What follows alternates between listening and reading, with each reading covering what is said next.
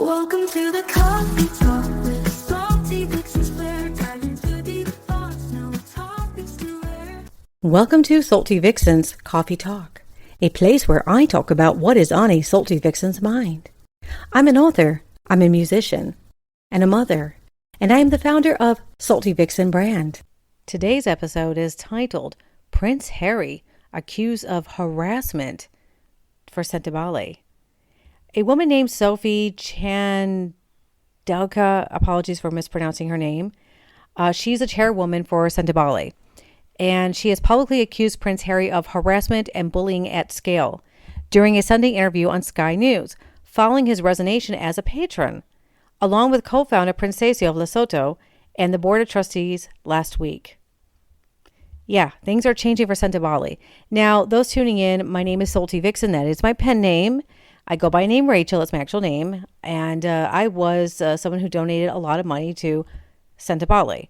And I could tell you it was a ballpark of $40,000. Now, some of you are out there like, oh, $40K, that is not a lot for a rich person. Look, I ain't rich. I am a single mother full time. I believed in the charity and I would donate money because I love what the charity had represented. And I have talked about it over the years, my connection with Prince Harry. I knew him in 2004 when I was non-playing member at Beaufort Polo Club. I partied with the entire inner circle. I have photos pinned to my Twitter profile page. And when I saw this article that came out, it was like a relief for me because I have my experience with Harry. See, Harry in 2004 was a very nice man to me. He stopped the villain in the inner circle from mocking the sexual assault that happened 18 June 2004. Now, the guy didn't know I was sexually assaulted. He thought that I had came to Polo to go meet the royals because a stupid stereotype for women, unfortunately, does happen. And media, of course, made that stereotype.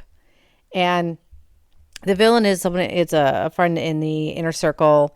I will never say his name. I cannot say his name just because he is a disgusting man.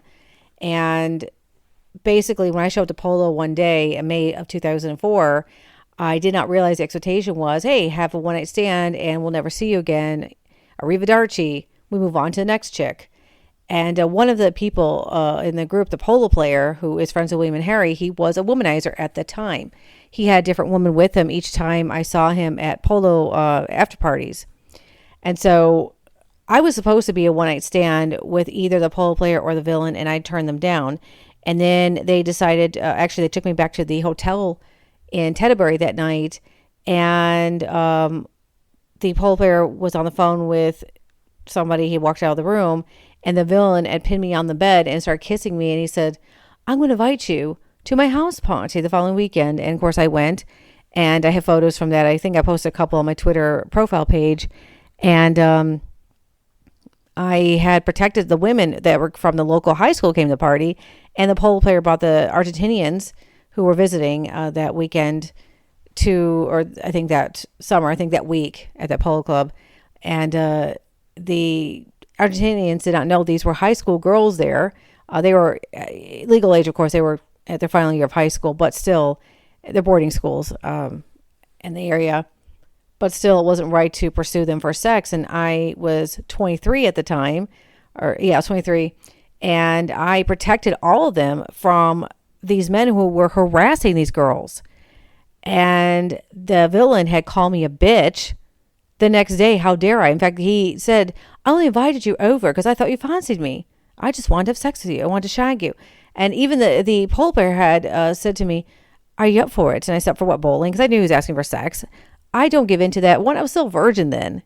You know, I was raised old Baptist. I have the fundamental, about religion ingrained in my memory, not to give in to lust and desire. I'm like, look, I can kiss. I don't mind that. But further, no. And I remember when I turned the polo player down, the girl he was having interactions with, a shag buddy, let's call it, showed up. And I remember the next day, she's like, do you fancy him? I'm like, not really. I mean, I did fancy him because we flirted all summer, but I was never fancy enough to sleep with him because he, again, was with a different woman. And I think if he had been serious about having a relationship, maybe I would pursue, okay, that's fine. So I just want to point that out. It was a lot of stuff that happened that summer. I was actually assaulted 18 June 2004 at a polo party on the grandstands. And that was something that was hard on me. So fast forward to 25 July 2004, and I'm at the China Way after party, and the villain said something, mocked it. Harry saw I was crying, and the photo you see of me was back of my head. I have that pinned to my Twitter profile page. He was quote unquote dancing, and he wasn't dancing. He was cheering me up. Like I was sobbing. If the photographer had gotten my face, which I think he did, he was a gray haired man, and it would not have been something to put into the tabloids, but I was sobbing so much. Probably mascara was running. And it was not okay, for people in the group to treat women like we're objects. And unfortunately, this kind of thing happened a lot. So let's go back to the whole thing was going on with Sentebale. And I donated money. And I went to the 10-year anniversary party. And then I went to the opening of the Mamahano Center in 2015. And it was great to see Harry again. I'm like, hey, here's Harry I met. That was nice to me. I remember in 25 July 2004, he's like, I want to start a charity and do something great with it. Like he had such beautiful ideas. And there was a man that was, him and I were a lot alike, with great ideas. And we're a lot alike that people don't listen to us. And but the only thing difference between Harry and I is Harry has a whole team to tell him what to do. I'm a single mom, now an author. And my only team is me, myself, and I. So, but back in the day, he had this great idea, and his own friends were kind of like not listening to him about that. And so years later, I got 2 kids, and I'm like on the verge of divorce. I was going through a depression, and I looked up the charity to see how they were doing. I'm like, oh my gosh, they're doing so well. I want to be part of this. I reached out, began donating some money, and then it was like, I got my 10-year party. I danced with in Getty Images. Jocelyn came up to me and danced with me. She is a lovely lady. I was in the VIP room earlier, and there's a story about that I'll tell another time. But yeah, when I saw Harry, it was like a different person. And it's like, here's a guy that has great ideas, and now he is like a statue in the VIP room. And Mr. G was going to all the men and ignoring the women. So the women couldn't even say hi to Harry. It was very bizarre. I didn't like that treatment. So I took out my hand. I'm like, Harry, it's so lovely to see you again. And do you remember Polo? A connection with XYZ polo players. Like, oh my God, you're the Yank. And so, I mean, he remembered of me because I was blonde for a long time and no longer blonde. Because I had a reputation for turning everybody down. It became, in 2004, I'm talking about, like, when it comes to sex, I turned every single one of them down. There was a game. And in fact, in 25 July 2004, the China White after party, earlier before the Cartier match, I was walking with my friend, and Harry was sitting in a blanket with the villain and a couple others, I think Skippy and whatnot. And the villain said, Harry, invite her to sit the blanket. I know she fancies you since she turns me down. And Harry said, Rachel, do you want to sit here? I'm like, no, I'm good. So I didn't like that game. It really bothered me, and I didn't like how they were treating him as well. So I get very defensive on that stuff. Like, don't be mean to people. Always be kind. And so, yeah, so fast forward, now we're in Lesotho. I come to the opening of Mamahano Center, and Harry was a different demeanor. It's a long flight from London to Lesotho, I'm going to be honest, and it's a very tiring flight. And so I can understand he was crabby. I mean, he got there, I think that day he flew in, because you go to Joburg and then you go to Lesotho on this small airplane. It's a really cool experience of flight. It's wonderful. And, he got there, and he immediately, like, I don't think he got to freshen up. I think he just immediately came to the Mamahano Center. He's touring the place. It is so hot. Like, all of us were in the tent waiting to get on with the festivities. And then when he came down, and you see the photos I posted on Twitter, that, and there's a video of me, I'm wearing a red dress and loafers because you don't wear heels and something like this. And wasn't the best combination for a fashion, but, I'm not like a celebrity, so I don't care. And, we all thought he's coming to the tent, and you see him in the video. I think it's AP News. He's about to come over, and his PR team directs him another way. And all of us were just like, what the heck? And it was just bizarre. I mean, all of us, like, in the tent at the time thought it was odd that Harry did not even, come into the tent. You think he could have told the PR people, like, hey, I want to greet them. But the way they had it set up was he would greet the people who showed up, the donated patrons, etc., during the speech.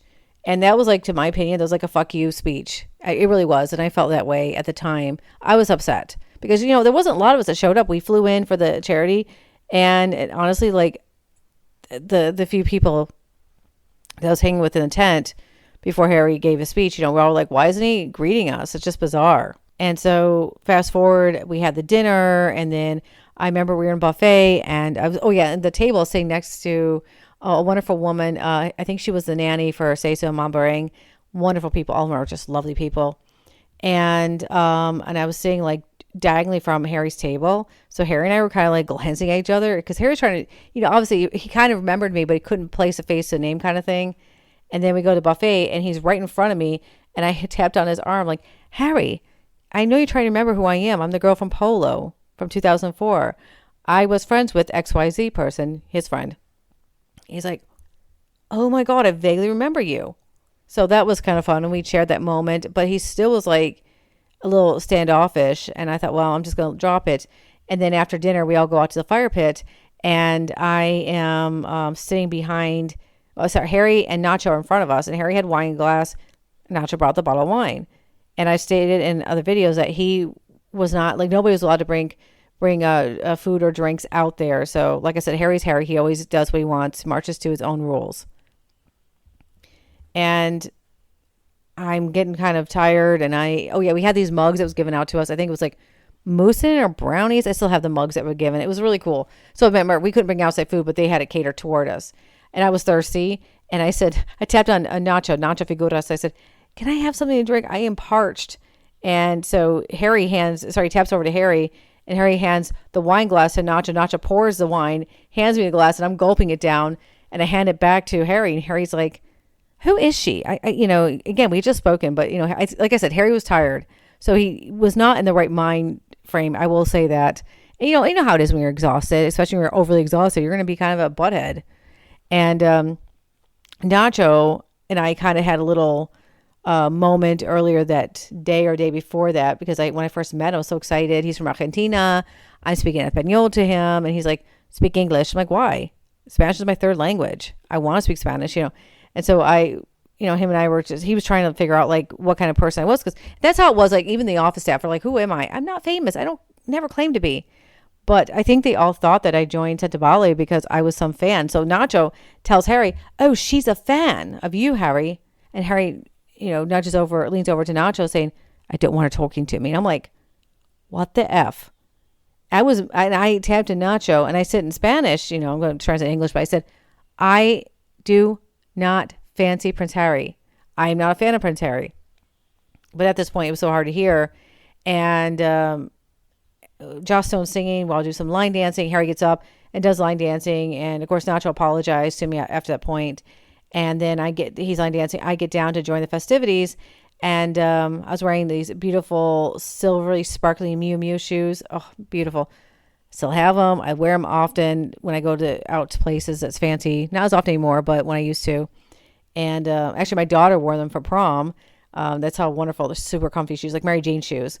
And I get down, and I stamped on the wine glass accidentally because I hear crunch, crunch. I'm like, uh-oh. But I didn't look down at that point. I looked down. I was like, oops, whose glass is that? I didn't, didn't think that was Harry's glass. And then we go line dancing, and then I get back and I hear Harry screaming, who broke my wine glass? Who bloody did that? And I'm like, uh-oh. I mean, it was so loud, and I wanted to calm Harry down because I'm like, let's enjoy the festivities, So I walked over to him. I said, hey, I did. I'm so sorry, Harry. I didn't mean to. He's like, get away from me. You should have done, you know what? Don't worry. And I'm like, Harry, it was a wine glass. I'm sorry. It was accident. You don't have to rip one at me. I told him that, because Harry gets agitated easily, especially, again, when I said you're overtired, he can become a complete asshole. And who doesn't? I mean, honestly, you know how it is. I've been that way. I'm sure you have, listening to me, become that way. But I think it just was all that going on. And we talk about like Harry, we talk about mental health. It explains a lot why Harry's demeanor is that way. That's why I get frustrated when I see these articles about like, Miss Sophie talking about it. It's because, and I'll explain a little bit later what my thoughts are.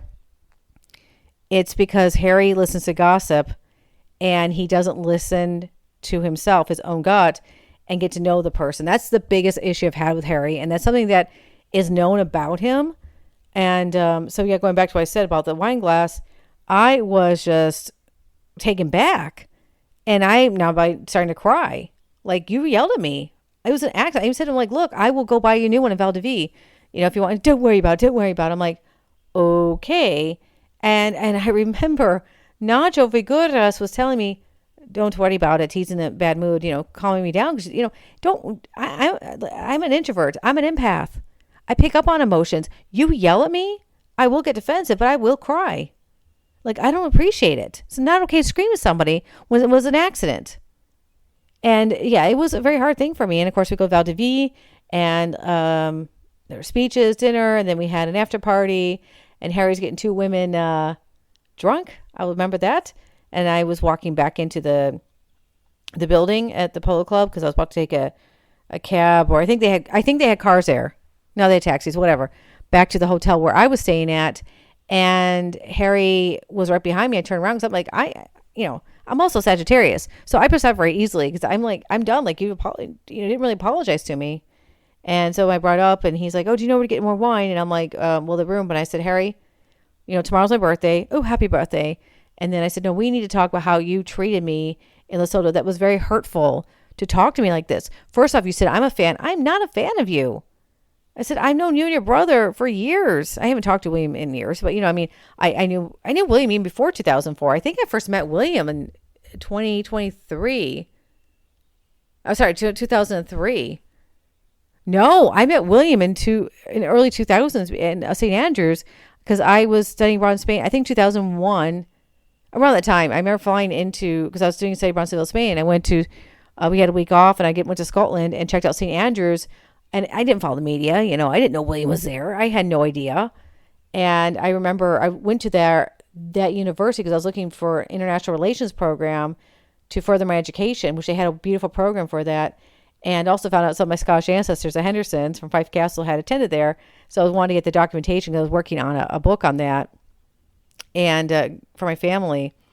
And so I remember sitting outside a computer lab, and William had a car, I guess his driver, I don't know, privacy, I don't know, his security, let's call him dude, pulled up, and William got out of the car, and he's like, because I was sitting by myself waiting for my friend who was at the computer lab, who was attending the uni, and he's like, are you all right, miss? And I said, I'm fine. I'm just waiting. And we chatted for like 5 minutes before he had to, leave. But he's a very nice man. And then I saw him like the day later because I was going to a restaurant pub thing that's near the entrance of St. Andrews. And he came out and sneezed on me. And I got sick days later. I'm like, thank you. I got the cold from William. Awesome. And then 18 June 2004 at the Beaufort Polo Club, the annual party I was at, I sat with William because of the polo player being a butthead, a rude one. That's why, remember I said earlier at the China White after party, I was talking about going to talk to the polo player. I was very mad at him. It goes back to what the 18 June 2004 situation. And I drank vodka with William and his mate. So, that's a fun story to share. William had dared me. He said, I'm American. Americans can't drink. I'm like, I'm going to prove you wrong on that. Yeah, because of Prince William, I can never drink vodka again, FYI. So yeah, I am a storyteller, just warning you all. And so going back to all that, remember I said Harry tends to listen to gossip instead of finding out the truth. And it's so irritating. And I've known that about him for a long time, but I didn't think that was, 100% true. But then my mind goes, okay, well, this is how he was in 2004. And he was, believing the villain. But when he saw us crying, that's when Harry woke up, go, wait a minute, something isn't right. So, he started at that point, realizing, but it's almost like he has to process it. And unfortunately, so many people gossiping in his ear. So I'm reading Newsweek about this whole situation with Sophie. I cannot pronounce her last name, Chan Dakwa. And again, if she listens to this, apologies for mispronouncing her last name. And so I swear I met her before. It's been so long. I do have emails. That's right. Because I did converse with Sentebale years later. So yes, I have talked to her. She's a lovely lady. So what Newsweek says, this dispute threatens the stability of Sentebale charity established in 2006 to help young people in Lesotho and Botswana tackle issues including HIV and AIDS, wealth inequality, and climate resilience. And one something I want to bring up in Lesotho, which is a very interesting thing, was condoms. They would be used, and women would wash them out and hang them on the drying rack and reuse them. Sex education at that time was very slim to talk about. Just FYI on that. And this high-profile resignation for both royal co-founders. I'm sad about Prince Seso. I really am sad, but I know I can understand why with him. By the way, he's a sweet guy. He is a wonderful man. High regards to him. I miss talking to them. Raises a question about organization's future and highlights alleged governance conflicts within the charity. And it says what to know. Sentebale was co-founded by Harry and Say-So to honor their late moms. And this is the current conflict centers the governance issues with Chanduaka claiming Prince Harry unleashed the Sussex machine against her by publicly announcing his resignation without properly informing the charity's leadership. This is, again, remember I said earlier, Harry has people whispering in his ear, more likely this is Meghan. Allegation on that, so I allegedly and can't prove that. I never met her. I always thought it was funny that Harry's known two Americans named Rachel, me, and Meghan, because Meghan's first name is Rachel. And so, like, instead of talking to the office, the chair or whatever, he just like, I'm going to resign. Like, I get that. That's annoying as heck. And it says, in their joint statement to Britain's Press Association, Harry and Say-So said the relationship between the charity's trustee and the chair broke down beyond repair, creating an untangible situation. Now, I'm going to tell you from what I know from talking to the other co-founder, not Harry, but the other one years ago, just stuff I know about things. Yes, there was a lot of issues that was going on in the board. I will say that. And I was talked about on the board as well. So, because they were trying to figure me out because I was friends with the co-founders. And so I kept in contact with them for years. I haven't talked to Mom Ring in a long time, but man, I told her if I ever had another child, my daughter's name would be Mama Ring. I just love her name so much. She's such a sweet woman. And I had dinner with them in Lesotho. Like I said, high regards to them. They were wonderful people because they didn't care if you're famous or not. And Harry used to be like that. And so there was a lot of, if you hear it's thundering here where I live in Georgia, we're on severe thunderstorm. Yay. So I just want to get what I have to say. But yeah, I thought out. But I could tell you from the things that went beyond, and I think I have the emails that had bothered me, like, hey, there was a lot of miscommunications. For example, one thing that bothered me when I went to Lesotho and then you go to Valdivia, I flew in there and I'm in the taxi with the poet. I don't remember his first name. And he's like, oh, I'm staying at XYZ Hotel. Where are you staying? I'm saying over here in Fravenschuk. How do you say that city's name, town name? And a nice bed and breakfast. He's like, why aren't you staying here? I'm like, well, they didn't put me there. They just told me look at XYZ places, and he's like, well, they should have put you there. You are part of this group. Like, I don't understand. So I was very upset that they didn't even try to ask. They didn't ask me if I want to stay with the group.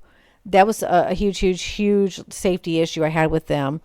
If you're flying into a foreign country as someone who donates money and you're going to an event and you're going to follow up to the next part of the event, keep the people together. And I kind of felt like they were brushing me off a little bit at the time. I was very upset. Okay. The Newsweek continues to say in their joint statement to Britain's Press Association, Harry and Say-So said the relationship between the charity's trustees and the chair broke down beyond repair. Oh, I said that part, sorry. And it said that they say the trustees had asked Chan Duoka to step down while keeping the well-being of staff in mind, but she allegedly sued Sentebale to remain in this voluntary position.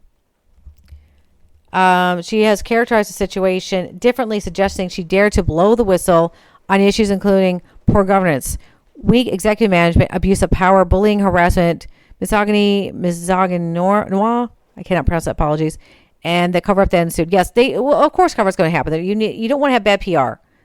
And like I said, I agree with this woman to some degree about the stuff that went on behind closed doors because I had seen it myself.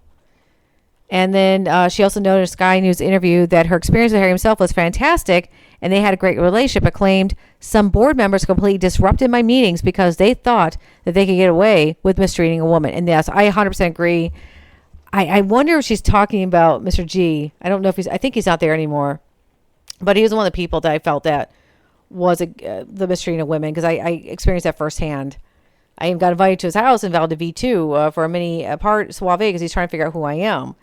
And I remember I heard stories about Harry that they should not have uncovered about him that I'm not going to repeat, of course, that never made it into the media. And so I know a lot of things that I will never, out of respect for Harry, repeat. Because, he's a dude and he has a life outside of the title.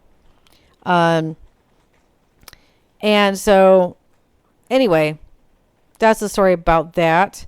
This is what people are saying. That can you imagine that the attack has done for me and the 540 individuals and Sentebale organizations and their family? This is an example of bullying and harassment at scale. That's what the Sophie lady had said. Harry said, joint statement, the relationship between trustees and chair broke down beyond repair. Cathal Lethorai, former trustee of Sentebale, the general tone of conduct of this board has been one of the respect of each other. So this has all come as a shock to me when I heard. So, yeah. What happens next? Confirmed the existence of a lawsuit filed March 5th by her suing the charity. Oh, my goodness. A spokesperson for the Charity Commission Newsweek said, we can confirm that we are aware of concerns of the governance of Sentebale. We are assessing the issue to determine the appropriate regulatory steps. I mean, this is, and that's why I say so when Harry has stepped down. So, with that said, I did get contacted by a couple of reporters, and I said, look, I don't mind giving an interview, but I want to keep Harry in good light. Just say, hey, we all have moments of whatever, but there was a lot that happened behind closed doors. And so I said, look, and because of my connection, I still have connections with some of the people in the group, that I was like, you know what? I don't want to, I'm declining. And then my video I posted, I also got asked to make the video go viral. And I'm like, I don't feel comfortable right now. I want to edit one word in there. And I did, and then they said they're killing the story, basically. Because, how media is, they want to find all the truth. But when people are coming up with stuff and like coming on woodworks, they're like, well, what are we going to do? And then you have the Harry, Meghan squad, the Sussex squad, want to troll everybody. Like, how dare someone bring up there's no way this can be accurate because they're the most perfect people ever. And at the end of the day, look, this is my story and I'm glad to share it. But as far as making it viral to the mainstream media, not looking forward to that. And there's a lot of reasons. And, I'd rather keep Sentebale in positive light. This was my story, my experience. And I have moved on from that. These are just stories from the past. Also, more likely Prince Harry will get, he will hear about my words anyway, if he hasn't by now. So, yeah, I just want to be careful on that because I will always support Harry. I'll be honest. I love him in that way. He's a nice guy. He just had a moment of, I'm tired. I was a jerk in the time. And honestly, Prince Asa is also the nicest guy you'd ever meet. They're wonderful people. But like I said, my biggest problem with Harry is he listens to gossip instead of coming to the person directly. And as far as the board goes, like I said, there were some members on there that I can understand what she's talking about. Majority of them are pretty cool. And I like I said, I mean, I have emailed Sentebale every so often praising them, and I hear from them all the time. So, all right, my lovies, I'm going to end this podcast. Hope you have a lovely day. Bye. Come and share with me. So let's chat about the highs, let's chat about the lows. In this cozy little corner, anything goes. Every sip tells a story, every word brings a smile. With every conversation, we'll go that extra mile.